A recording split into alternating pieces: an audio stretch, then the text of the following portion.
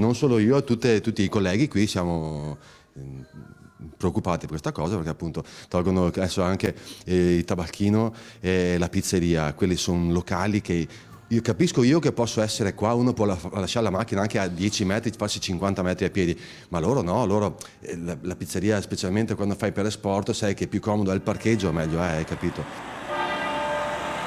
L'amministrazione stravolge la viabilità e cancella i parcheggi. Ora i commercianti di via 2 Giugno a Legnaro chiedono spiegazioni perché il rischio di perdere clienti è concreto.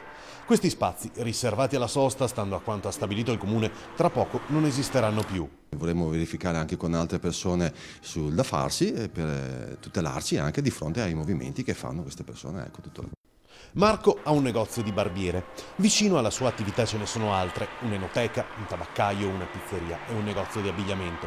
C'è poi un asilo molto frequentato. La nuova viabilità taglierebbe fuori tutta questa zona. Si studiano le contromosse. Dovevo andare per la statale, girare per la statale, entrare qua e parcheggiare la macchina qua dentro, ma dopo un'altra fila, ok, non passerei più per il centro paese. Poi farai il giro e chi arriverà da Polverara dovrà entrare per forza nella rotonda, passare davanti al tabacchino e andare di là. La via, quella vicino alla chiesa, la faranno con un senso di svolta a destra e quindi dovranno entrare per di nuovo nella rotonda e andare verso la statale. Già c'è un problema di traffico alla mattina, facendo così c'era un ulteriore aumento del traffico e poi zone dei parcheggi che saranno... C'è la paura di perdere clientela perché naturalmente se uno si deve tagliare... Sì, sì.